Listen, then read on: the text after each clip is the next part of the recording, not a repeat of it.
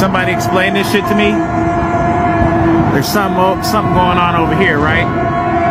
But the sun... Bro, we got two suns in the sky. We got one over here, and we got one over there.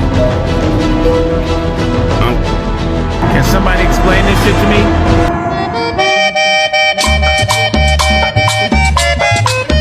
Walter Green Field, Harrisonburg 0-5 coming into tonight's ball game. Stanton Storm, the surprise team, all first-year coach Mikey Bell coming in 4-0, a Stanton alum, of course, a Robert E. Lee High School alum, now the Stanton High School. And, of course, you take a look at Stanton, and they have a lot of pieces. They really do. They've got a lot of pieces. Now, they're not a real big football team. They don't have a lot of size, but they do have athletic ability, and they've been getting a lot of it from some young sophomores. The Jeff Ray kid, Mark Jeff Ray, number 20. This kid didn't even play football 2 years ago, and now he had a pick six last week. He's had a couple interceptions. I think he's got 5 interceptions on the year. I mean, he's been doing great things defensively for this Stanton ball club.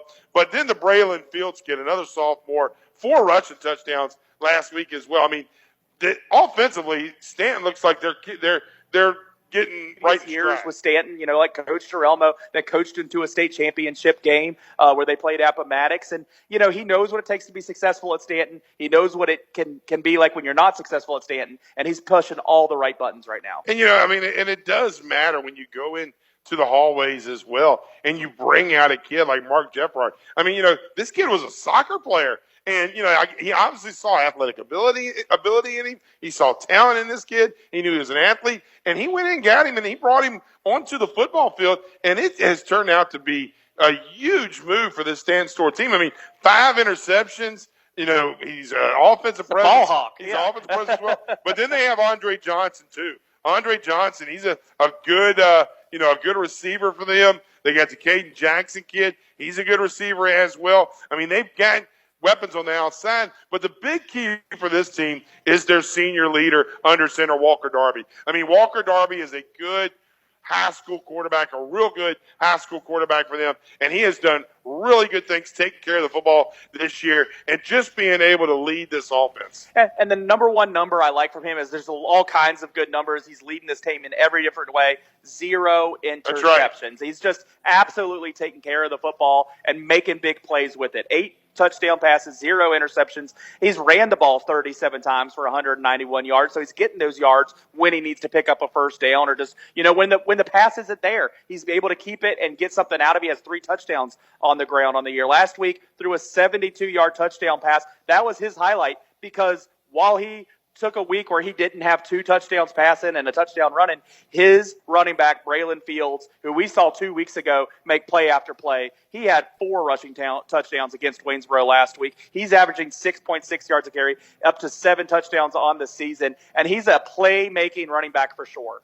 And then you take a look at Harrisonburg, Kyle Gillenwater in his second season. I mean, this team is mightily struggling offensively. They just don't. Harrisonburg just does not right now have the quarterback to be able to throw the ball downfield and to be able to get the yardage they need to keep an offensive, just a series going where they can take time off the clock, move the chains. And that was one of the things coming into the season. They were real hopeful that they did have the right quarterback that was going to be able to lead them. And he had some playing time as a sophomore, but now as a junior, and it just hasn't had the production. They're only giving 5.4 points a game. That's way down from where it needs to be. They've had been shut out 3 times. And then on defense, they've given up 40-plus in 4 games. And that's just the recipe that we've seen other teams in this area do that doesn't win you ball games. And so they're 0-5 for a reason.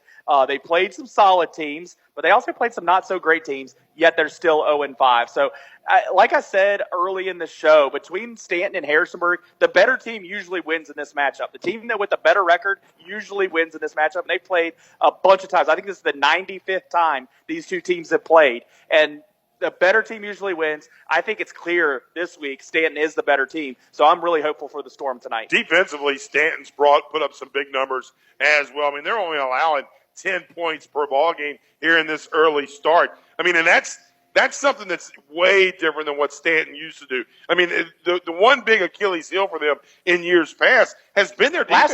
Last year. I mean, they gave up massive numbers last year. 34 points a game. That's right. I mean, and so you take 34 and you shave it by 24 and you do 10 a ball game, you're producing a winning record. Yeah, the recipe for Stanton, why they're being successful is just on paper. It's their quarterback not turning over the ball and their defense playing great team defense. And we knew they were capable of this with the stars that they had. It's the other guys that came around them and are fulfilling that team defense. And when you have someone like Peyton Dunn, who's been all district as a freshman and a sophomore, as in his junior season with already 43 tackles on the season, leading the team there, he's doing a great job. But you also had Trey Tarver and Landon Jordan, those stars making plays, but then everyone around them, Lane Strickland, Landon Dunn, other guys making great plays, and then including Mark, number 20 there, the Grafar kid. He's doing a great job of being a ball hawk back there. So when Peyton Dunn and those guys up front get that pressure coming to the quarterback, there he is back there making an interception. Should be I'm going to say an easy win here for Stanton here tonight. We'll take a look if Harrisonburg is going to be offensively able to do anything tonight. Riverheads, let's take a look at them real quick as well. And then for Defiance, we're getting close to the Cox Construction Coaches Show coming up here at the bottom of the hour. The Gladiators, big win over Tazewell. I know you had an opportunity to call that one on the YouTube, or I guess the NFHS, the NAFH or whatever it is. Hey, you're on it some weeks, but it's the NFHS feed. And they came out great on a Saturday afternoon. They didn't come out the gate, Riverheads, just blowing out the doors like we see them do sometimes. But we have seen them do this where they start the game where they might not score, or they might not, immediately have that offensive success, but their defense does exactly what they need to do. That's exactly what we saw this week, where Riverheads was driving the field and coming up empty. Tazewell was going 3 and out and coming up empty. So it still stayed as a Riverheads dominating victory over Tazewell, who drove a long way on a Saturday afternoon. I thought Tazewell was a decent football team. I really did. They weren't great by any stretch, but they had some pieces. They were a bigger club. Riverheads did a great job controlling the tempo in that football game. A kid that had a good football game in that game was Cody Cash. He had some huge plays. He was able to make some big runs right up the middle. Especially in the second half. Yeah, that's right. He really came along in that second half of the ball game and really turned the tide. And Riverheads did what Riverheads always does. They come out, they methodically move the ball, and they were able to get the game changed around in the second half. My player of the game was Bennett Dunlap last week, because offensively they threw the ball a little bit more, and he made great decisions throughout the game of throwing it to the right person or just carrying the football and keeping himself. But then on the other side of the ball, he came up and made some huge open field tackles against the number one receiver from the other side, the coach's son over there that had set the record a year ago with receptions in a ball game. He got the ball a lot in this game, and he was the focus of this offense. And there was a lot of times that plays ended with Bennett Dunlap putting him on the ground in the open field. Luke Bryan had a good football game against Tazewell as well. Of course, Caden Cook-Cash didn't play in that football game. Yeah. Sat out, still trying to rehab that shoulder a little bit. But, here's a kid. I mean, he is just bumping at the bit, just ready to get out there. And it's going to be good to see him. Like, when he does get out. Sorry, I was writing a note. Which game? George Straff, Luray. I have Luray by 4. Do you really? And so I said I keep Stuart Straff there until they lose, but then I predict the game kind of in my second thought. I think it's going to be a tight one. I think it's going to be a low-scoring game. I don't think it's going to be high-scoring. Something tells me at home that Jenkins kid's going to make a game-winning play. I'm going to go with the Cougars. Okay. I think the Cougars are going to win by 7. I think it's going to be a very tough, very close football game. I just think Draft's a little bit more defensively tougher. I think they're going to play a better defensive ball game. And then, of course, Graber's going to come in as well.